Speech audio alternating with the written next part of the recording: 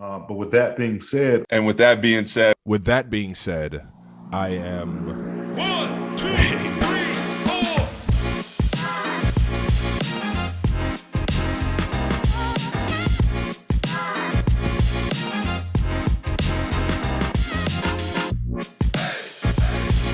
Now, with that being said,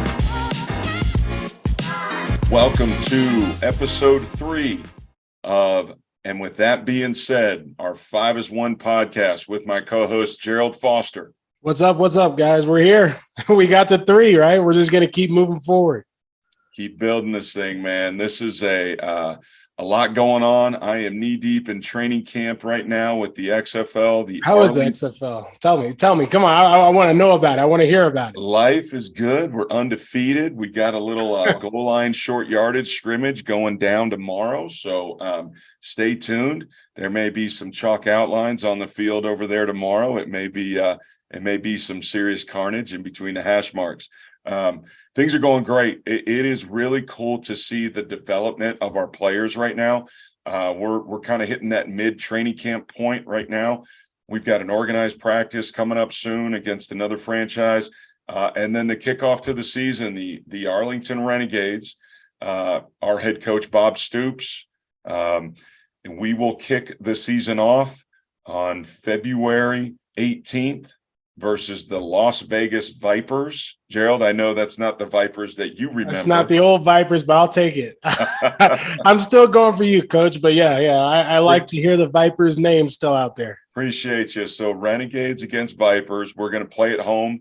Our home stadium is Choctaw Stadium here in Arlington. It's right across the street from AT&T Field where the Cowboys play, and then right across from Globe Life Park where the Rangers play. So it's a really cool area. There's a lot going on in this area. Our first game, like I said, is on the 18th of February, 3 p.m. Eastern. It's on ABC. So we've got ESPN, ABC, Disney affiliates. You're going to see a lot going on with the XFL. So if you see a little bit of bags under my eyes, that's training camp, folks. And we're grinding here in January, February training camp.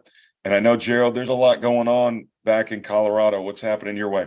You know, you kind of ran away from the snow. You went down, found a nice warm place down in Arlington. With Arlington, if you guys are in that area, definitely show up, show out, show the support that the XFL deserves. Great coaches, great staff, and great players. But for us in Colorado, we're doing really well. 2 times a week, we're working out here. If you got any players for your high school guys, maybe college guys that are just done with their season that want to get good work in, come out and see us. We're enjoying ourselves out. We're out at FX Sports, right? Saying that wrong, saying that right? I'm always all over the place. But when you get a chance to come out, just try it one time, see if it's what you want. If it's not, talk to me. I'll probably be able to revise a little something here, something there for you, and we'll be able to keep rolling. No, the training's going great. It's good to see. We've got Gerald that's continuing the training in Colorado. Our guest today is Kiyoshi Harris. He's a longtime college coach at a number of different levels. He is starting our California training.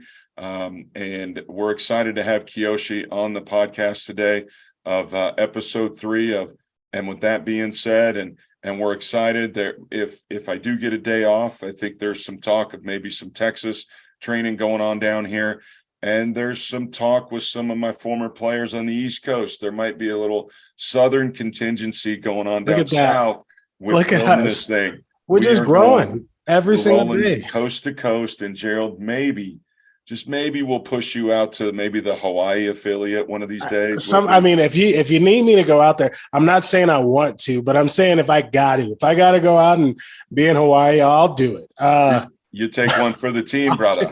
I'll take one for the team, brother. Easy. Hey. Yeah, definitely. For all the people that are out there, when you guys get done watching this, leave us comments, talk to us, tell us what you want to hear, what you think is good news coming from us, what you think is we don't know what we're talking about. Allow us to be able to get in the comments. We'll be able to revise ourselves. We're just trying to make this a spread of knowledge, trying to make it so that everybody's able to get the information out to all the players and allow us all to be able to take that step forward. And with that being said, let's kick this show off. 1, 2, 3, 4. Hey, what's up, everybody? Welcome to the first quarter of, and with that being said, our 5 is 1 podcast. This is an awesome experience that we've got co-host Gerald Foster in the house again. I'm here like always. Happy that we're here. Happy that we're able to talk to each other, get a lot of the questions out there, a lot of questions that everybody has been saying to us, a lot of answers we're going to be trying to give out. We got our guest speaker, Kiyoshi Harris. He's been working with us and things have been going good. What else you got for us, Jaime? Well, we've got kind of a lot of ground to cover, because not only have we had a number of camps, a number of training going on with 5 is 1. We're doing it all in Colorado. Yeah, we're doing it all. I'm down in Texas, I'm mid training camp right now, so I may have to hit some of this Zoa energy drink. My man, my sponsor, Dwayne Johnson, The Rock, is energy drink. Look at that. You see how we're just plugging things in? Right, there we go. You got to give that thumbs up. You got to show them off. But now we're bringing in our Cali training, Kiyoshi Harris. And Kiyoshi, it's great to have you on, man. Hey, I appreciate you fellas, man. Great to be on. And hey, I'm looking forward to it. I was excited. I've been waiting for this one right here. It's big. Well, it's good to be able to talk ball with guys from a lot of different backgrounds. And Kiyoshi and I have known each other for a number of years now. We've had, you and I have had a lot of different stops on where football has taken us. Coach Harris, Kiyoshi is now our lead coach in California. And with his experience, with the decades that he has, he's been a lot of different stops. I'm going to hit your bio here real quick. So most recently was working at Boise State University. Correct. In the Mountain West, in the recruiting office. Got a lot of experience because of your connections on the West Coast and where you've been in the Midwest. Really knows how to evaluate talent. And Kiyoshi was working for Boise for a few years.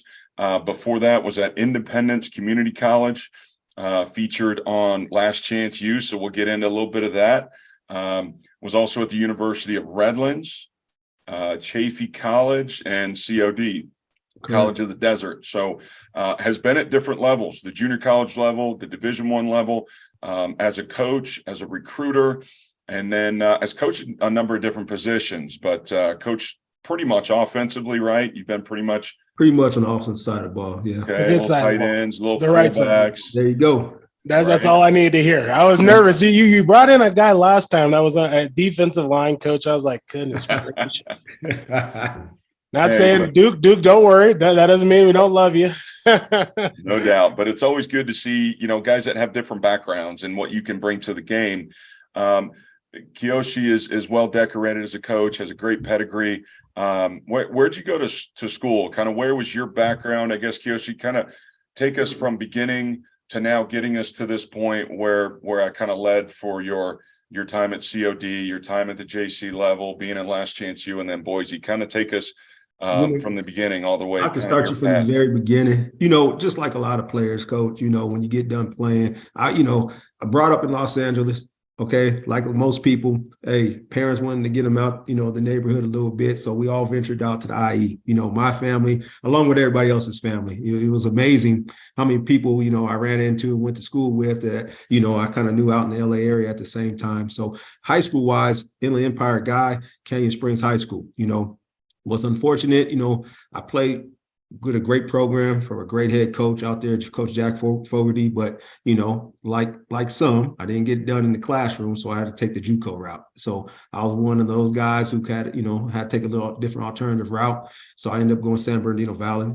And then from San Bernardino Valley, I was fortunate enough to end up going with a couple of my buddies up, played a private school, had a great experience, at a small NAI school in Billings, Montana. Yeah, the Cali boy ended up in Billings, Montana, and loved every minute of it, man. Was out there fishing and camping and, the whole 9 yards. And so I had a great time and played with for a couple of great coaches there as well.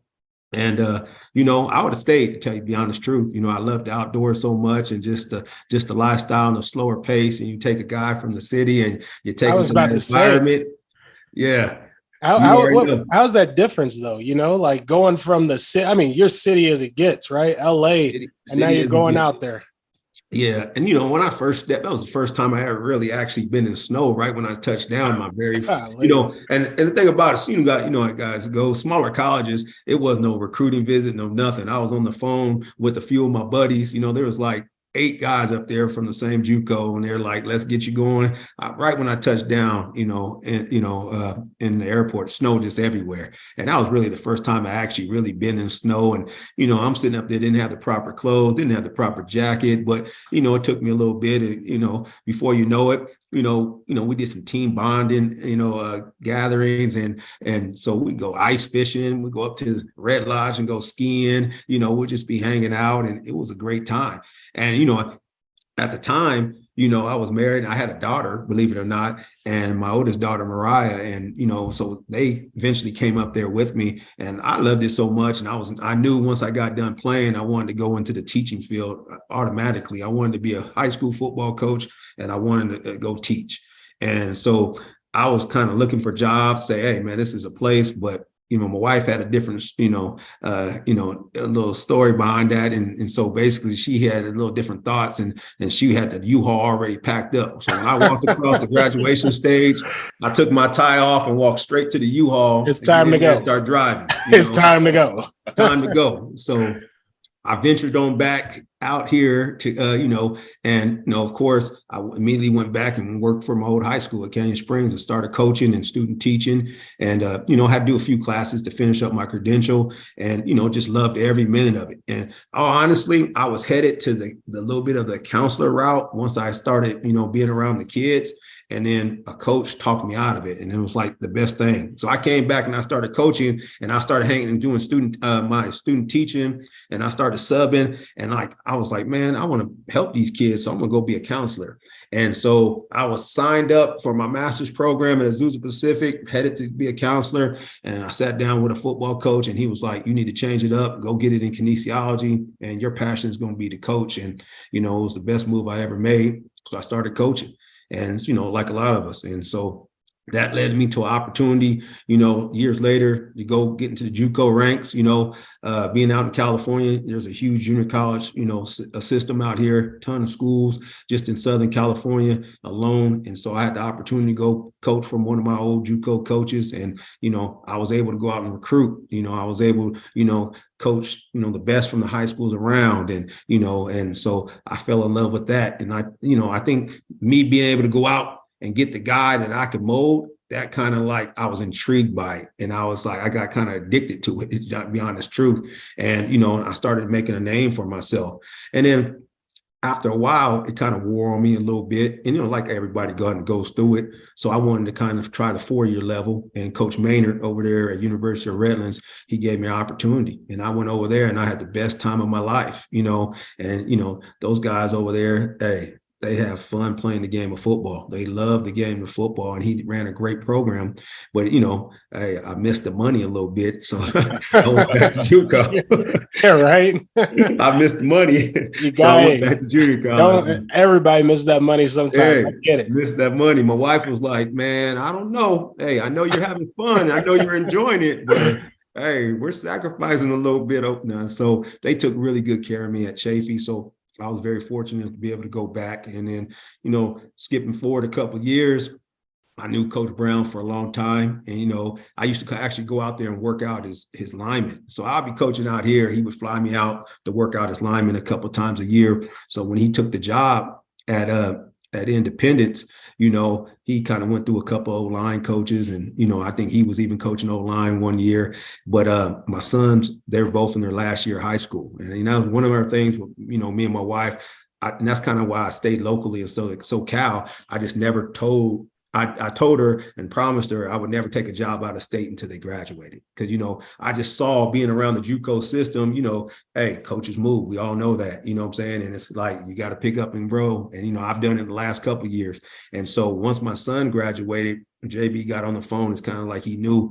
And he was like, man, I need an O-line coach. And he was like, go ahead. And I was already teaching. I've been teaching for 19 years. I was teaching physical education, coaching at the junior college, and kind of double dipping, enjoying life and, Southern California. And he was just like, come on out here. You can coach these freak daddies and you go out and get the ones you want in the Midwest and the South, and you don't have to worry about it. We got scholarships. And I was kind of like intrigued. And so he was like, take a leave of absence. Come on out here. So, long story short, took a leave of absence, went out there. I actually used the show, as like, for my reasoning as kind of going out there. My district was like real cool. They were like, yeah, no problem. Go ahead.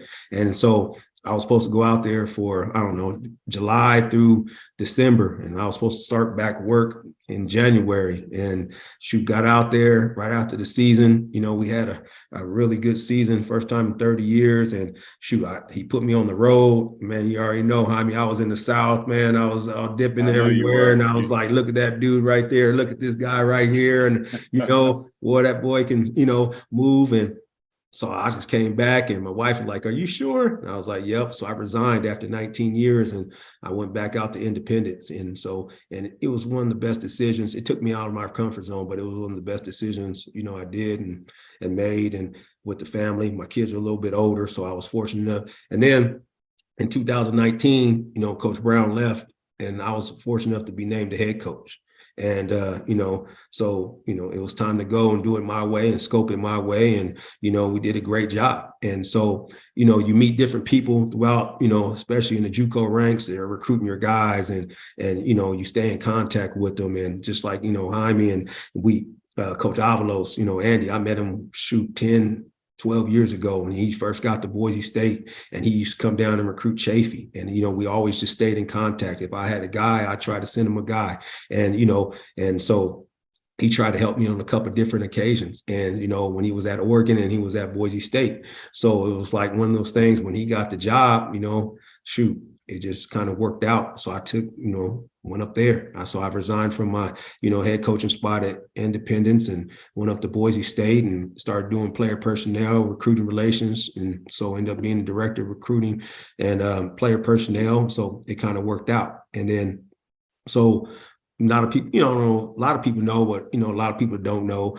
My oldest daughter was having a baby. She needed a little help. But I think the biggest thing is, my wife, she was diagnosed in 2018 with MS, multiple sclerosis. And so, it's the 4-year level. It's the college football level. You're grinding, you're working those 17-hour days. And, and so we were just talking one day, and she was just like, I don't know how long I'm going to be able to, walk on my own. I don't know how long I'm going to have, what I'm saying, this and that of mobility. And so long story short, I had to make a decision. And so I made a decision to kind of give it all up and, and move on back. So I moved back here. And so just to kind of keep me in it a little bit, I started, talking to different schools. And that's when Coach came along and was like, hey, let's get this going. So that's what got me right here. And it's amazing all the journeys that we have.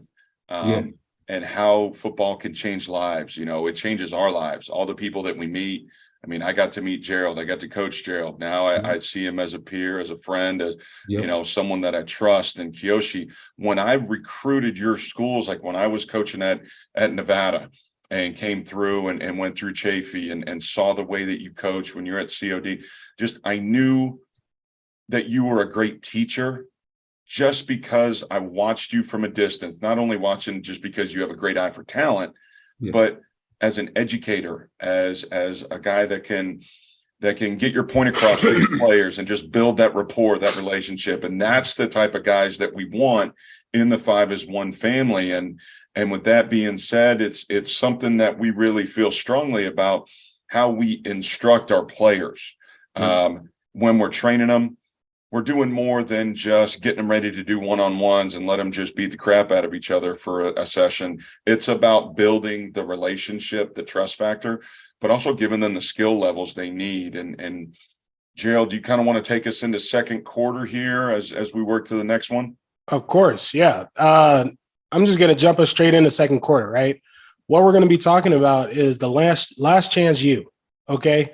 That's something that I feel like everybody loves watching. We all love being able to sit back and kind of see see what football's like, behind the scenes.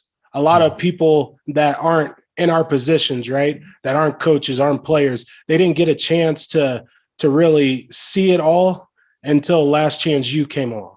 Last Chance U, they showed up, they showed us, it's not as easy as it looks, right? Some days you're going to be feeling like crap, but you're going to still have to show up. You're still going to have to do everything that's asked for you and ask of you, right?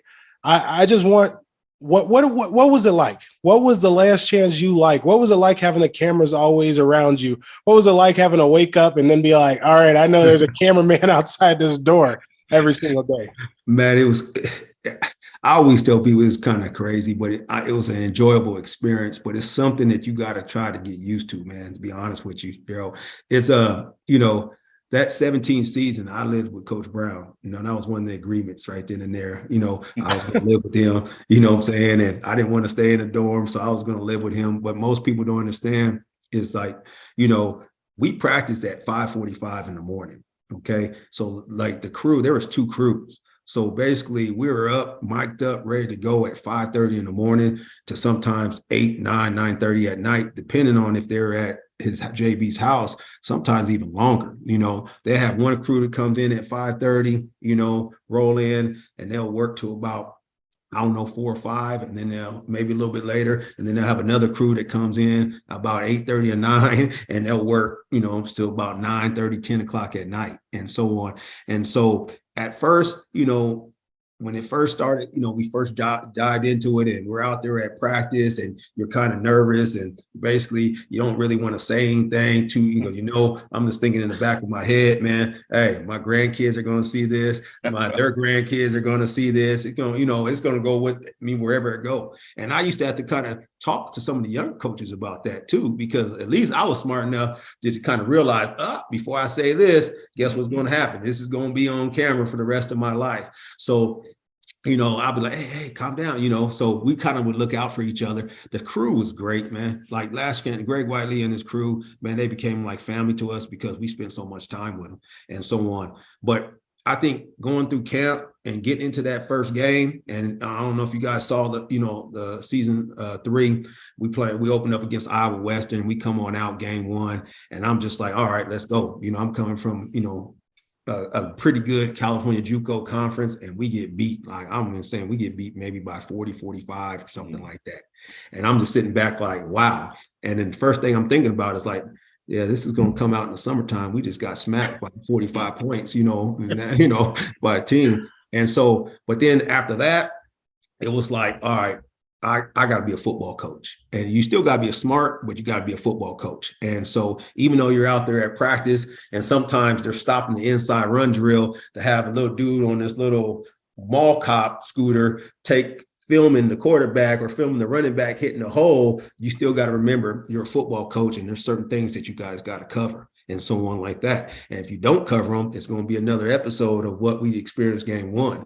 And so I think in the back of my mind, after that first game, I just was like, okay, let's be a football coach. And, they were respectful too at sometimes because, and after a while, we kind of learned the little tricks of the trade a little bit. If my wife called or something like that, I would unplug the mic, for a couple of minutes. Like, all right, babe, we got about 2 minutes, before they come knocking at the door. Because once they come knocking at the door, they'd be like, Kiyoshi, is your mic okay? Is you're all right? I just want to check your mic real fast and so on. So if I had to tell a player something that I didn't want them to hear, because honestly, our office wasn't that big.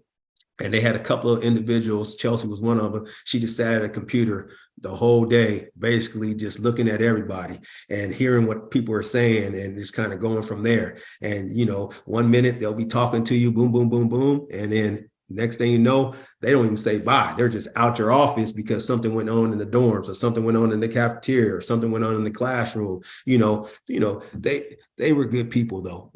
There's a I tell people all the time, there's a lot, they filmed from August to dang near end of November. And there's so much stuff that, they could have made us even look, even worse or got us caught up. That's what I was wondering. I mean, like, is there stuff where you come in and you're like, hey, cut that. Don't even, you got to take that out. That was a mess. Gerald, I ain't gonna lie, man. Me and the crew, we were buddies because I knew in the back of my head, I was a little bit older. I was like, man, shoot, the day before the show came out, we got to see it about 30 days before everybody else. I'm sitting there praying every day and seeing if all my good work and my friendship with the crew, come into play and so on like that. But they did a really good job. And, the kids, it's different, man. I'm just being honest with you. I was able in the 2017 and 18 season, I was able to see that and then compare it to the 2019 and 20 season when the cameras weren't there.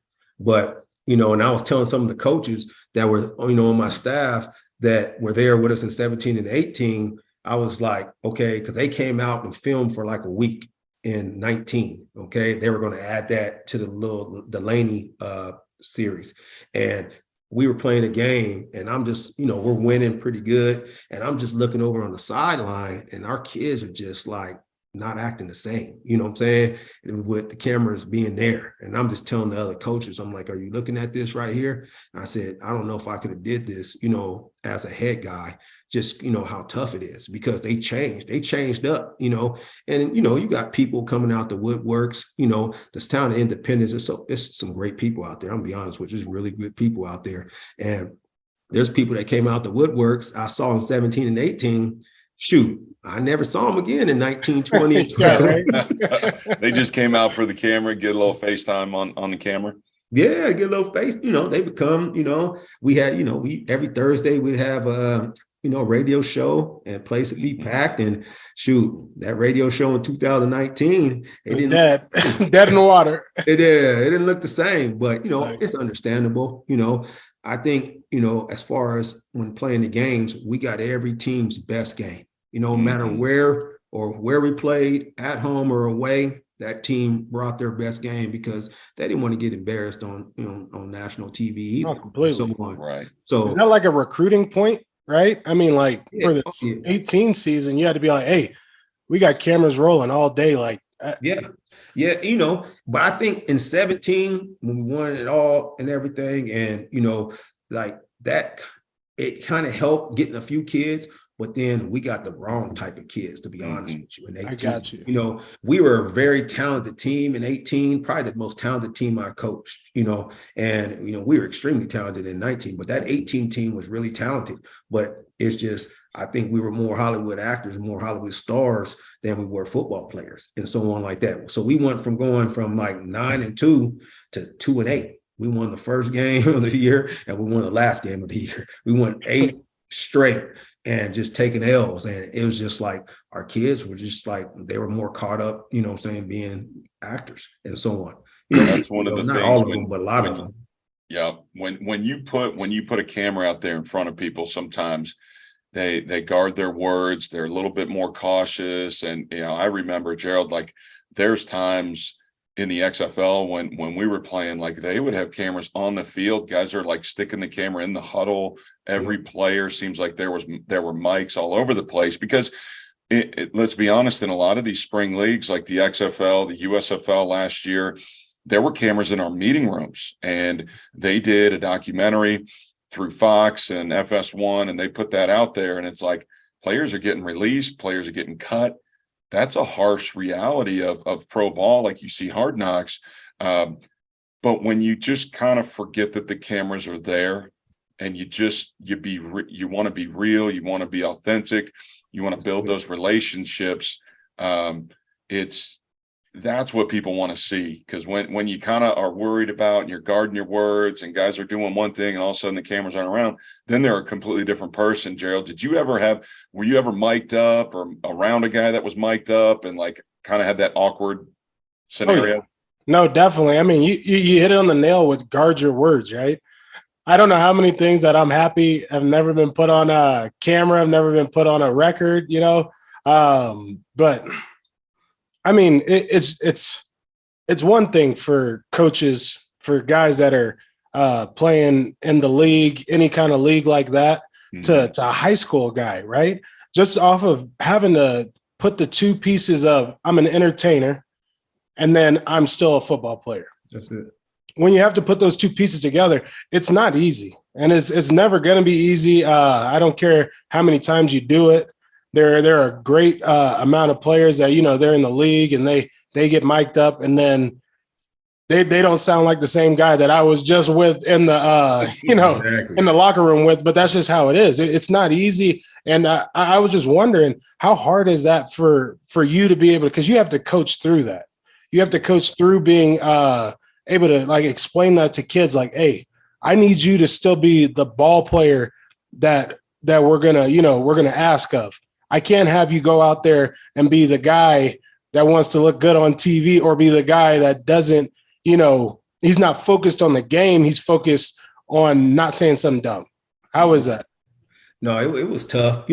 I think the huge difference between the 17 team and the 18 team is we kind of got away from that a little bit, as far as those kids were like a little bit more, I wouldn't say football players, but they really wanted to go get off and go to school. They knew they had to win some games to do that and so on. The same thing with some of the coaches too at the same time, and I think they kind of lost focus and the cameras were just like, all right, they were there. It was after a while, the first couple of weeks, it was just like, hey man, after that first game, we got to win some games if we want some scholarships to come through, and we got to be football players. And, you have a few guys that, they didn't show, they just didn't want to be part of the cameras at all, and we understood that. And there was a few guys that had a story that they wanted to tell, and those guys really sometimes didn't want to be on the camera.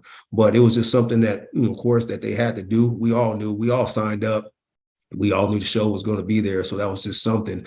But I think to kind of keep their focus every week, we had to just be better coaches, as far as they needed to see us as ball coaches more than rather than seeing us as, like you're saying, Gerald, entertainers and so on like that. Because like, I'm gonna be honest with you, after coaching that we had to rally the troops. After coaching that first game, I mean, it was just like, all right, I can't have this happen no more. Be honest, I picked up and moved, took a huge pay cut to come on out here, and it's time to coach some football. And I think the kids kind of respected that a little bit more from a lot of us coaches and so on. So they kind of just fought. And so the realness, yeah, realness. Exactly. That's all it is, right? Yep. I don't care who you are. You can feel when somebody's being real and fake, Yep. That must have been what it was. That was the difference. That's huge. And so it was a great experience. Don't kind of get me wrong, lasting, memories that last forever. And you still kind of, honestly, I only watched one episode of season 4.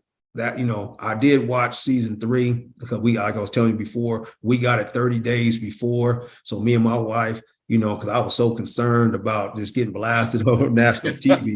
Me and my wife stayed up till about 4 or 5 o'clock in the morning, and we watched like all 8 episodes.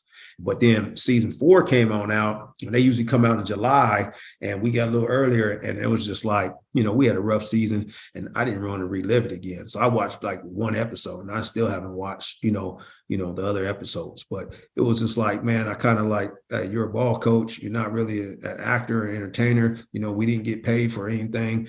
Our school got really taken care of, with different sponsorships and so on like that. But it was just that time after the 18 season to kind of just move on and kind of go, go back to being a ball coach. Gotcha. I think that's the thing.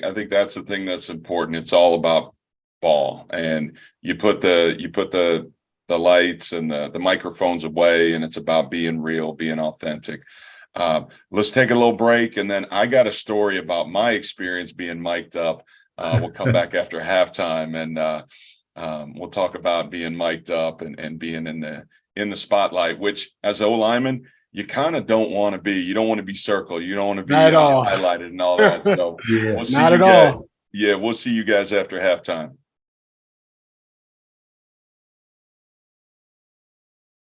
And with that being said, is sponsored by Zoa Energy Drinks.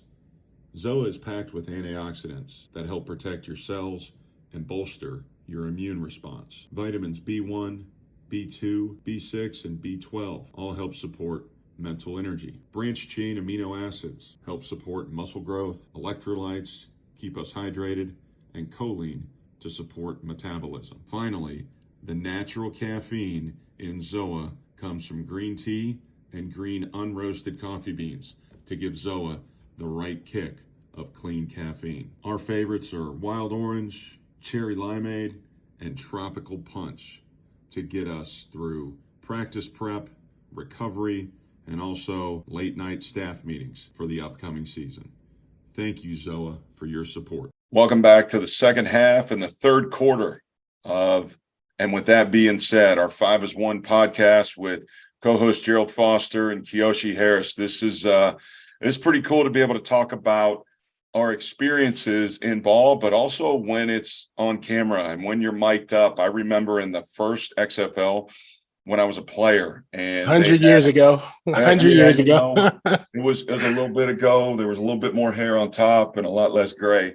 But they were the first ones to really have field and huddle and locker room access. You know, there was a little bit of sensationalism. They were pushing us to maybe date the cheerleaders a little bit and hang out. And they had hot tubs in the end zone with, I don't know that they were cheerleaders. They may have been, they may have made a little bit more money in single dollar bills. But that does not sound that bad. Right. It's okay. But they were trying to create a sensationalism with ball, and they were like, hey, we're going to cut live to the halftime of the LA Extreme playing the Chicago Enforcers. Let's see what's going on. Let's see what adjustments coach is making. And they cut, and there's the offensive coordinator talking to the offense, and everybody's kind of listening.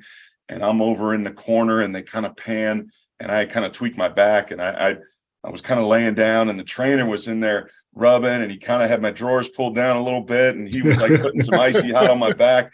And they featured it. It was on NBC, and they were covering the league back then, and it was on the David Letterman show, the David Letterman show. And he's like, hey, we get this inside look at real live football, what's going on in the locker room. And here they are. Hey, coach is talking about adjustments. We're going to do this second half. And then he's like, oh, hey, and look, there's some fat guy getting his butt rubbed over in the corner. And I'm like, gosh, there I am. There's my chance to be, lo and behold, on David Letterman. The 5 minutes of fame. It was infinite, man. So you got to watch yourself, head on a swivel. So they're going to do a lot of cameras in the XFL this year. There's going to be great access. Gerald, we saw it firsthand in XFL 2.0. Danny Garcia, who's our chairwoman of the league, starting it up. She came through, and when she met all the coaches here in Arlington during training camp last week, there probably were 6 cameras and 2 boom mics and a whole media crew when she just walked through the locker room. It was amazing. So the audience is going to have great access to the XFL, and it's pro ball. And I think people are going to like what they see, just like they did in 2020. But I think as we're talking about being real, that the part of the game that we have gotten to know and the experiences we've had, Kiyoshi, kind of philosophically with all the stops that you've had, the people that you've met, the players that you've coached, kind of take us through what you have been doing the last couple months and just trying to help grow the game and help kids understand how the game can help them and your journey and what you've been doing, kind of talking to guys in the Southern California area. When I came back in July, it was like, you catch your breath a little bit, and that takes about a week, honestly, coach. You guys all probably been through it, whether you're in the season or you're in the coaching season, you catch your breath for about a week. And after that, you're like twiddling your thumbs and kind of figuring out, what are the next steps? What are you doing, in life? Like what's going on? And, you can only watch so much football all day long. And after a while, I'm getting off the couch. And so I was like, what can I do? So one of my buddies hit me up, and, I knew at that point in time, I left Boise for a reason. I didn't want to just dive back into coaching and, be a ton of time away from my family. And, my daughter just had a granddaughter, our granddaughter, and, being away from my wife. So one of my buddies asked me to come talk to his team.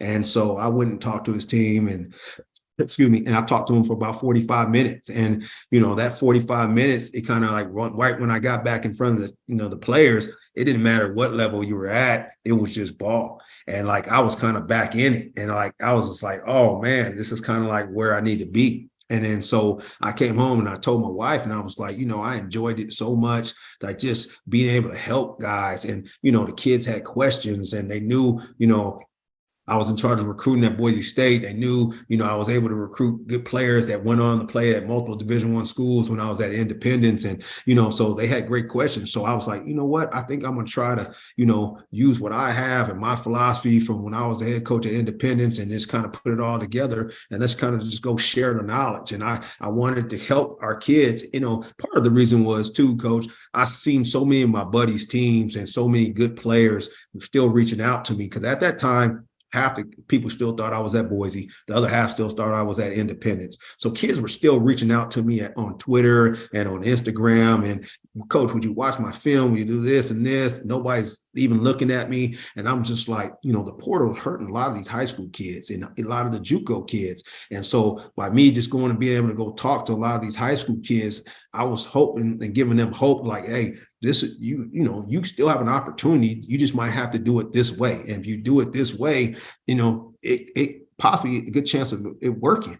And so I was just using my expertise from just my years of coaching and just trying to help kids out. And now, and it was just an enjoyable experience because it kept me in it. And then, when you asked me, to come out and coach Jay Sarah on a Saturday, and I was like, oh, heck yeah, it's been a few, and, let me knock the dust off, but it was just an enjoyable experience. And, it was just one of those things where I was like, okay, and just talking to you, let's see the potential of kind of where this can go. And it's going to take off out here in California.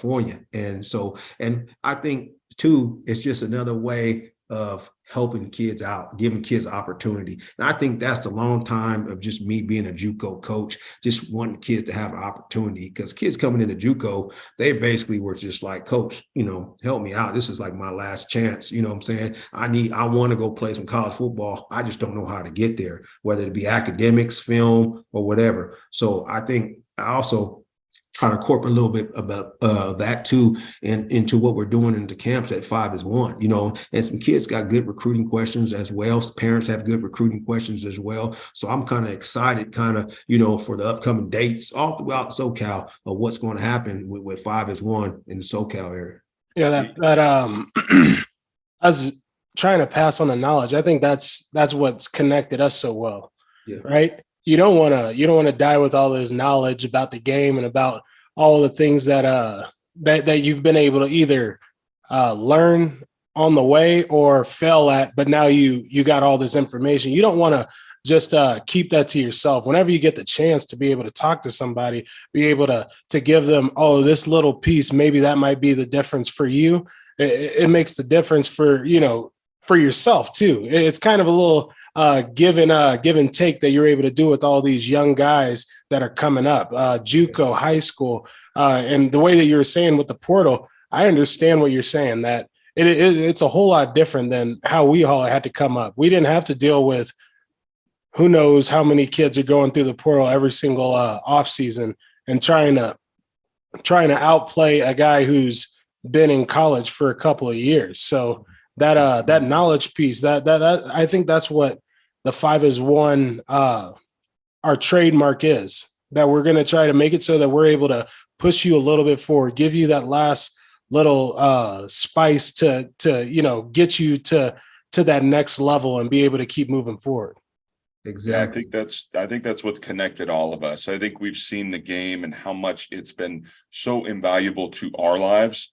And it was really cool because I've known you, Kiyoshi, for a number of years. I've seen you coach. I have a ton of respect for you as a man and how you carry yourself. And I know you're a great motivator and a great teacher, not just X's and O's. Like, it doesn't matter how much football you know, if your players don't think you believe in them and you're trying to help them be successful on the field and then off and the lessons that football teach.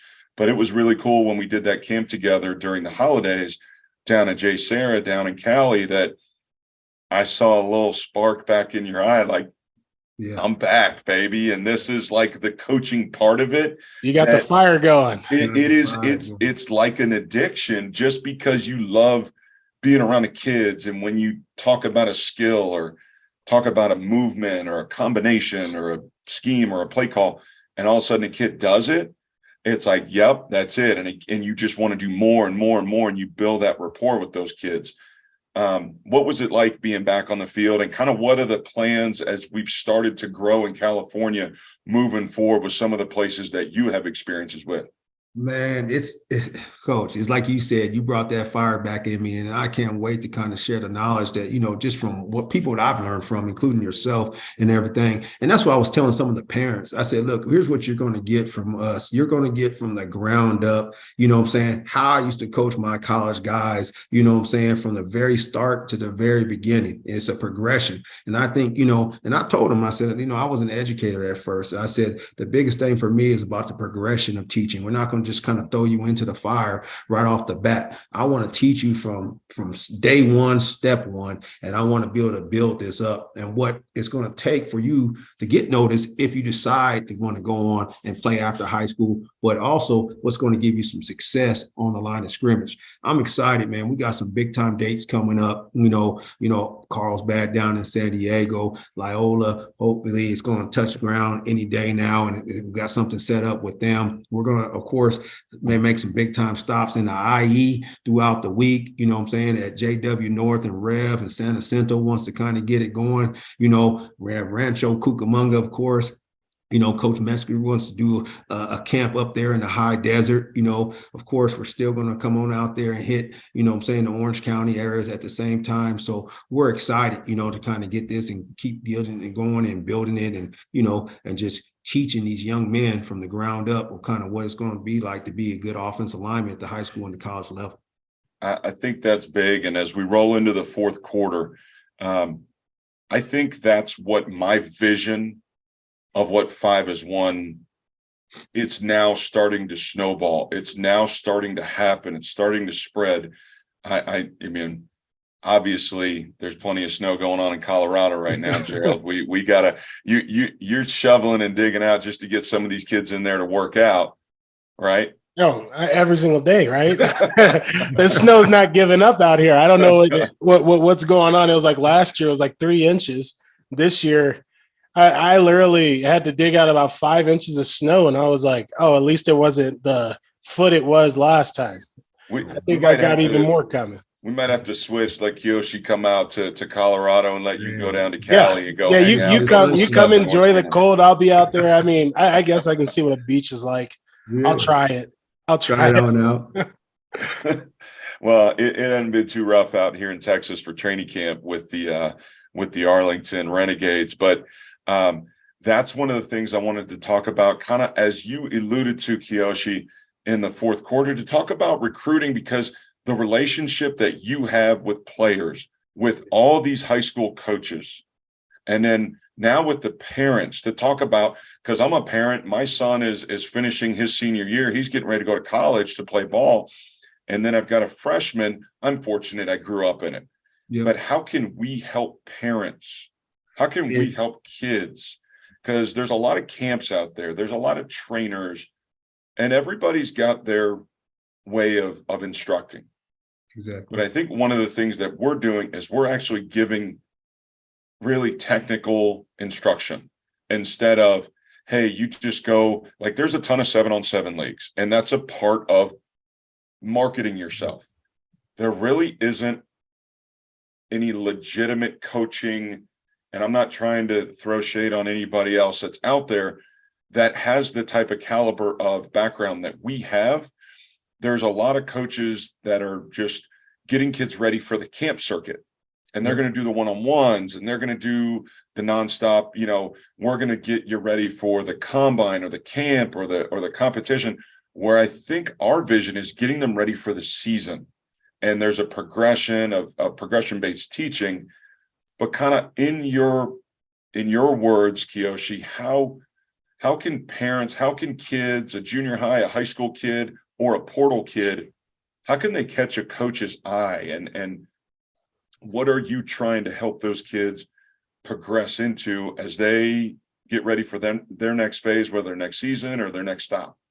I think, a lot of parents ask me this, a lot of high school, my buddies and high school coaches ask me this as well, because, they're just not getting the foot traffic anymore. What can I do to kind of help get, my kids recruited, and they knew I was at Boise State for a while, and as far as in the recruiting department. And I tell kids, I said, for one, you got to realize that there's a ton of schools out there, what I'm saying? There's a ton of schools out there that play football. I said, sometimes and this is stuff I talk to the kids about when I go talk to the teams, and I talk to their parents after our camps. And I just tell them that basically we sometimes on the West Coast kind of get land tied with just the schools on the West Coast. Okay. And that kind of helped me in being in independence, opened me up, my eyes open to a whole bunch of other schools in the South and the Midwest and on the East Coast. So I try to tell them, for one thing, you got to have your eyes open. There's a ton of schools out there.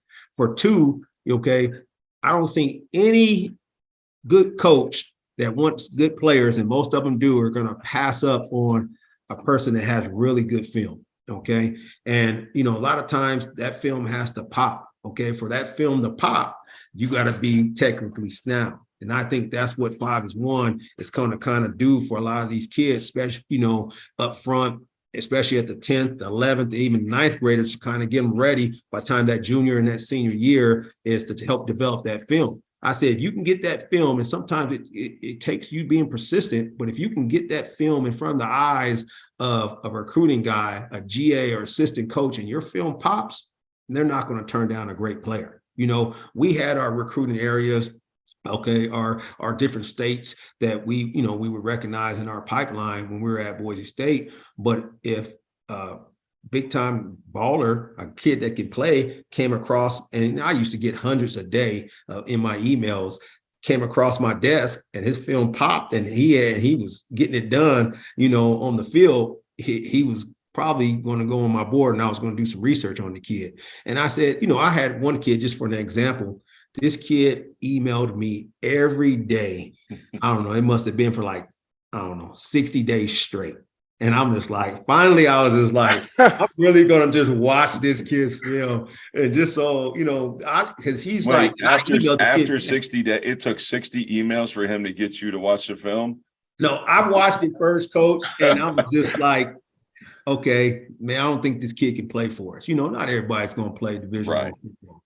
But his kid was so persistent as far as, I went back and I watched it again. Like I really watched it. I spent more time on his film than I did a lot, just because he was so persistent with it. And it kind of grasped my attention. And he was like, Coach, I would do anything to play college football. And when he told me that in the email, it was not no more of just Boise State. It was like, okay, Coach Harris, you have some ties all over the place. Let's see if this kid can play at a D2 school, or let's see if this kid can play at an NAI school, because he was so persistent and so on like that. But I tell a lot of people all the time, I said, really take an eye, and before you post your film on social media, because Twitter's like, the easy way of recruiting for a lot of coaches nowadays, have somebody else look at it. And I said, because a lot of times what you think is, really detailed and it's going to get you a scholarship, it's going to turn some people off, because we're not seeing the right things as far as for that particular position of need, what I'm saying, the ideals. And so we talk to them about that all the time. And just realistically, I tell players all the time, man, I said, it's easy for people to work from August to November. You know what I'm saying? It's easy. Okay. That's what you're supposed to do. That's when camp starts, and that's when the season starts. But I said, but what's honestly how cutthroat things are right now, you got to start working right now. That's actually, that's what's going to put you ahead of the game.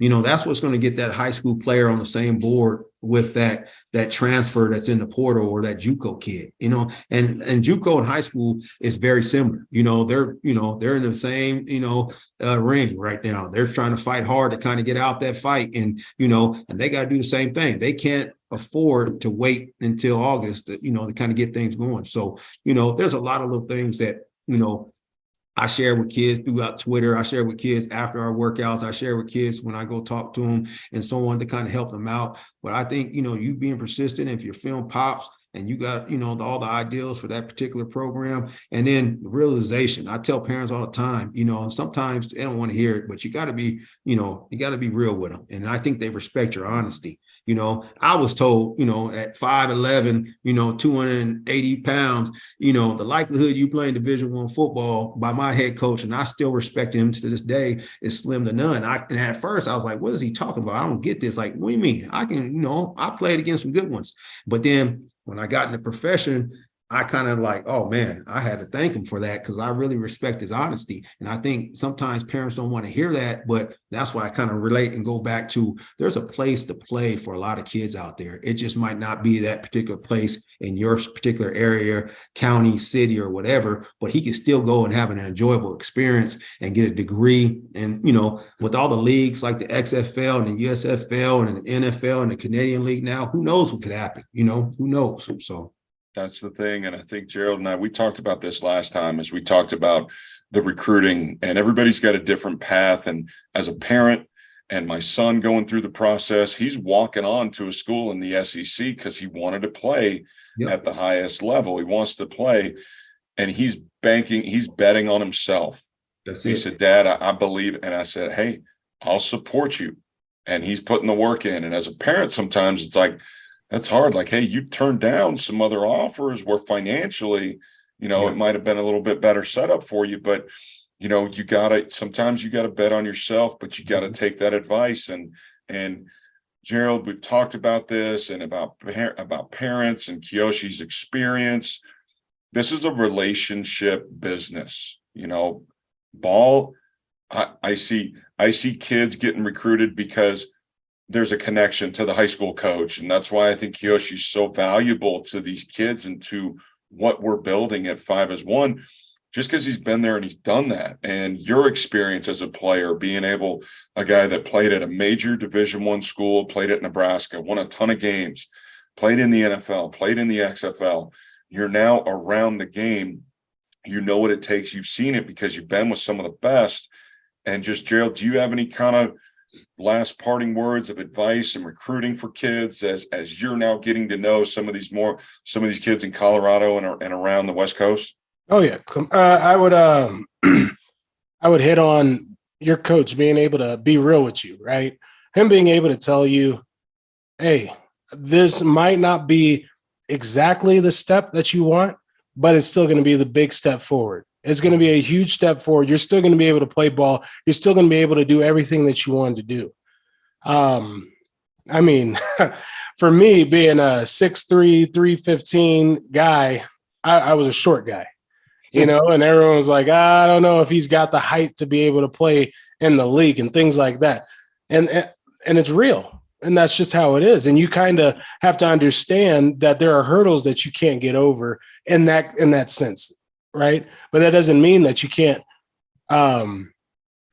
keep working. You can't, you don't need to stop trying to be the best you, right? You at 100% is still better than a guy that, he might be a couple inches taller, a couple inches bigger, but he's only hitting at 75. A coach wants the 100 guy. He's going to take the 100 guy. He's going to take the guy that he's like, wow, he stays after. He does all the things right whenever it comes to either being on the football field, off the football field, with his teammates. He's trying to lead them. He's trying to make not only himself better, but the whole team better. If you take those pieces, I think that it's going to be able to lead you down the path that you want. It's going to lead you down the path of, I have been able to exhaust all of what I could to be able to get to the highest level that I was able to get to.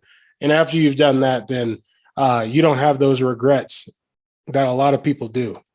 And I know a lot of guys that, they even got to the league and they got cut, or they were there for a year and a half, and they felt like they were 10 times better and they should have been in the league forever. They have those regrets because in the bottom of their heart, they know they're a better player. They know if they would have taken more time and actually studied the game better, they would have gotten a little bit farther. And I think you hit it right on the nail with that, Kiyoshi. Yeah. Not everybody's going to be in D1 football. That's just the name of the game. but there's a place for you on a football team as long as you're willing to work.